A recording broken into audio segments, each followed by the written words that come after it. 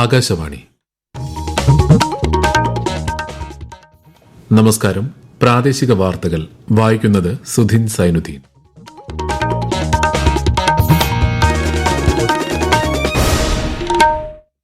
പ്രധാന വാർത്തകൾ. ഇന്ത്യയും യുഎസും തമ്മിലുള്ള ആഗോള നയതന്ത്ര പങ്കാളിത്തം സമഗ്രവും സുശക്തവുമെന്ന് പ്രധാനമന്ത്രി നരേന്ദ്രമോദി. പുതിയ GST പരിഷ്കാരങ്ങൾ രാജ്യത്തിന്റെ സമ്പദ് വ്യവസ്ഥയുടെ വളർച്ചയ്ക്ക് ഊർജ്ജം നൽകുമെന്ന് കേന്ദ്രമന്ത്രി അശ്വിനി വൈഷ്ണവ്. കേരളത്തിലെ ശിശുമരണ നിരക്ക് അമേരിക്കയേക്കാൾ കുറഞ്ഞതായി സ്ഥിതിവിവരക്കണക്ക്. നേട്ടം സംസ്ഥാനം നടത്തുന്ന മികച്ച പ്രവർത്തനങ്ങളുടെ ഫലമെന്ന് ആരോഗ്യമന്ത്രി വീണ ജോർജ്. ആഘോഷങ്ങളുടെ നിറവിൽ ഇന്ന് മൂന്നാം ഓണം അവിട്ട ദിനം ആചരിച്ച് മലയാളികൾ. ശ്രീനാരായണ ഗുരുവിന്റെ 171ാമത് ജയന്തി ആഘോഷങ്ങൾ നാളെ ഗവർണർ രാജേന്ദ്ര വിശ്വനാഥ് ആർലേക്കർ ഉദ്ഘാടനം ചെയ്യും. കേരള ക്രിക്കറ്റ് ലീഗ് ഫൈനൽ പോരാട്ടത്തിൽ നാളെ കൊച്ചി ബ്ലൂ ടൈഗേഴ്സും ഏരീസ് കൊല്ലം സെയിലേഴ്സും ഏറ്റുമുട്ടും. വാർത്തകൾ വിശദമായി. ഇന്ത്യയും യുഎസും തമ്മിലുള്ള ആഗോള നയതന്ത്ര പങ്കാളിത്തം സമഗ്രവും സുശക്തവുമെന്ന് പ്രധാനമന്ത്രി Narendra Modi. India US ബന്ധത്തെക്കുറിച്ചുള്ള president Donald ട്രംപിന്റെ പ്രസ്താവനയെ അഭിനന്ദിക്കുന്നുവെന്ന് അദ്ദേഹം സമൂഹമാധ്യമത്തിൽ കുറിച്ചു. ഇന്ത്യയ്ക്കും യുഎസിനുമിടയിൽ ഒരു സവിശേഷ ബന്ധമുണ്ടെന്ന് ട്രംപ് കഴിഞ്ഞ ദിവസം വാഷിംഗ്ടണിൽ പ്രസ്താവന നടത്തിയിരുന്നു. ഇരു രാജ്യങ്ങളും തമ്മിലുള്ള പരസ്പര ബന്ധത്തിൽ ആശങ്ക വേണ്ടെന്നും ട്രംപ് ചൂണ്ടിക്കാട്ടി. റഷ്യ ഉൾപ്പെടെ രാജ്യത്തിന് അനുയോജ്യമായിടത്ത് നിന്നും എണ്ണ വാങ്ങുന്നത് തുടരുമെന്ന് കേന്ദ്ര ധനമന്ത്രി നിർമ്മല സീതാരാമൻ. ദേശീയ താൽപര്യം മാത്രം കണക്കിലെടുത്തായിരിക്കും തീരുമാനങ്ങൾ കൈക്കൊള്ളുന്നതെന്ന് ഒരു മാധ്യമത്തിന് നൽകിയ അഭിമുഖത്തിൽ ധനമന്ത്രി ചൂണ്ടിക്കാട്ടി. പുത്തൻ തലമുറ GST പരിഷ്കാരങ്ങൾ രാജ്യത്തിന്റെ സമ്പദ് വ്യവസ്ഥയുടെ വളർച്ചയ്ക്ക് ഊർജ്ജം പകരുമെന്ന് കേന്ദ്ര വാർത്താവിതരണ പ്രക്ഷേപണ മന്ത്രി അശ്വിനി വൈഷ്ണവ്. രാജ്യത്തിന്റെ മൊത്തം ആഭ്യന്തര ഉൽപാദനത്തിൽ 20 ലക്ഷം കോടി രൂപയുടെ വർധന പുതിയ തീരുമാനം മൂലമുണ്ടാകുമെന്നും GST പരിഷ്കാരങ്ങൾ ഇടത്തരക്കാർക്ക് ഏറെ ആശ്വാസകരമാണെന്നും അദ്ദേഹം ന്യൂഡൽഹിയിൽ മാധ്യമങ്ങളോട് പറഞ്ഞു. നികുതി ഘടന ലളിതമാക്കാനും സ്ഥിരത നൽകാനും ഈ പരിഷ്കരണം സഹായകരമാകുമെന്നും കേന്ദ്രമന്ത്രി വ്യക്തമാക്കി. കേരളത്തിലെ ശിശുമരണ നിരക്ക് അമേരിക്കയേക്കാൾ കുറഞ്ഞതായി സ്ഥിതിവിവരക്കണക്ക്. സംസ്ഥാനത്തെ ശിശുമരണ നിരക്ക് 5 ആണെന്ന ഏറ്റവും പുതിയ സാമ്പിൾ രജിസ്ട്രേഷൻ സിസ്റ്റം സ്റ്റാറ്റിസ്റ്റിക്കൽ റിപ്പോർട്ടാണ് പുറത്തുവന്നത്. ഇന്ത്യയിൽ ഏറ്റവും കുറഞ്ഞ ശിശുമരണ നിരക്കാണിത്. 25 ദേശീയ ശരാശരി. അമേരിക്കൻ ഐക്യനാടുകളിലെ ശിശുമരണ നിരക്ക് 5.6 സംസ്ഥാനം ആരോഗ്യരംഗത്ത് നടത്തുന്ന മികച്ച പ്രവർത്തനങ്ങളുടെ ഫലമാണ് നേട്ടത്തിന് പിന്നിലെന്ന് ആരോഗ്യമന്ത്രി വീണ ജോർജ് പറഞ്ഞു. അവിട്ടം നാളിൽ ആഘോഷപൂർവ്വം മൂന്നാം ഓണം ആഘോഷിച്ച് മലയാളികൾ. ബന്ധുവീടുകളിലെ സന്ദർശനവും സൌഹൃദ കൂട്ടായ്മകളുമാണ് മൂന്നാം ഓണത്തിന്റെ സവിശേഷത. വ്യത്യസ്തമായ ആഘോഷങ്ങളുമായാണ് മലയാളികൾ അവിട്ട ദിനത്തെ വരവേറ്റത്. വിശദാംശങ്ങളിലേക്ക്. ഓണക്കാലം ആരവങ്ങളുടെയും നാടൻ ശീലുകളുടെയും നാടോടി കലാരൂപങ്ങളുടെയും ആഘോഷക്കാലമാണ്. മധ്യകേരളത്തിലെ സവിശേഷ കലാരൂപമായ കുമ്മാട്ടിക്കളി ഓണക്കാലത്ത് തൃശൂരിൽ സജീവമാണ്. തിരുവോണം മുതൽ ചതയം വരെയുള്ള 3 നാളുകളിൽ നടക്കുന്ന ആഘോഷത്തിൽ 100-ലധികം കുമ്മാട്ടികളാണ് പങ്കെടുക്കുന്നത്. ആഘോഷ ആരവങ്ങളുടെ നിറവിൽ അവിട്ട ദിനത്തിൽ കുട്ടനാട്ടിൽ നീലംപേരൂർ പടയണിക്ക് തുടക്കമാകും. ഇന്ന് രാത്രി ചൂട്ടുവെളിച്ചത്തിന്റെ പ്രഭയിൽ ആദ്യ പടയണി എഴുന്നള്ളും. അവിട്ടം നാൾ മുതൽ തുടങ്ങുന്ന പടയണി പൂരം നാളിൽ ഭക്തിസാന്ദ്രമായി സമാപിക്കും.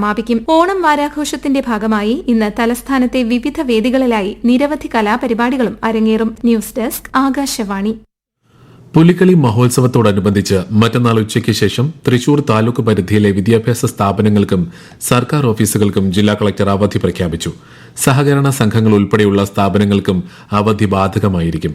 പുലിക്കളിയുമായി ബന്ധപ്പെട്ട് നെഗോഷ്യബിൾ ഇൻസ്ട്രുമെന്റ് ആക്ട് പ്രകാരമാണ് പ്രാദേശിക അവധി നൽകുന്നത്.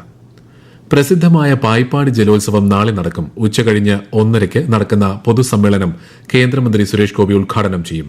തുടർന്നാണ് മത്സര വള്ളംകളി. വിശദാംശങ്ങളുമായി ആകാശവാണി ആലപ്പുഴ ജില്ലാ പ്രതിനിധി R Ravikumar.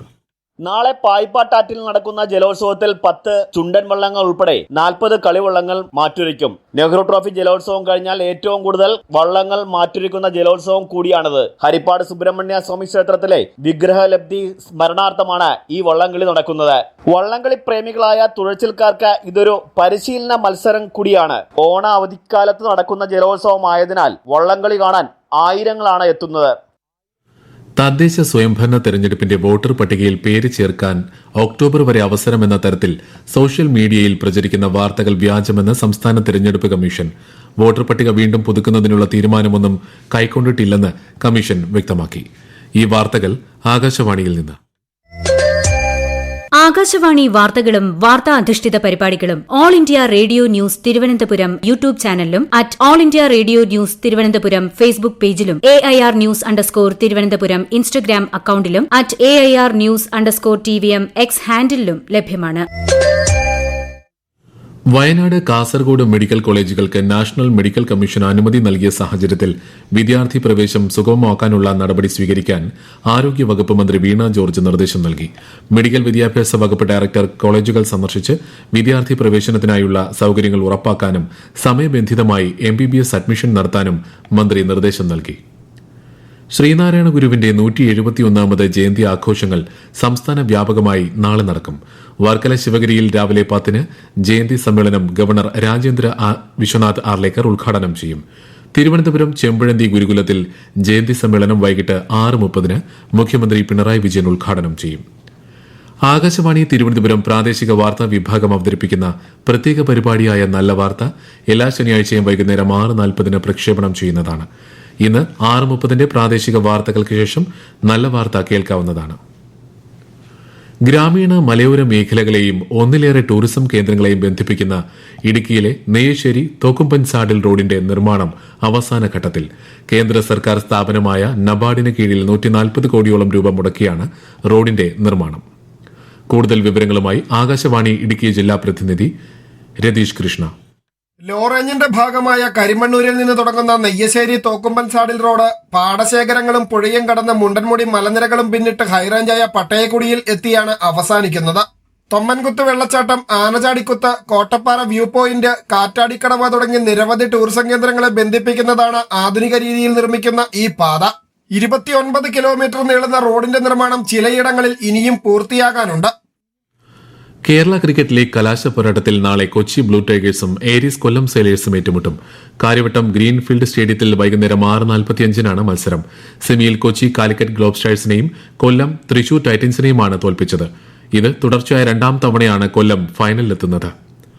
US open tennis വനിതാ സിംഗിൾസ് ഫൈനലിൽ ബെലറൂസ് താരം ആര്യാന സബലങ്കയും യുഎസിന്റെ അമാൻഡ അനിസിമോവയും തമ്മിൽ ഏറ്റുമുട്ടും. ഇന്ന് അർദ്ധരാത്രിയാണ് മത്സരം.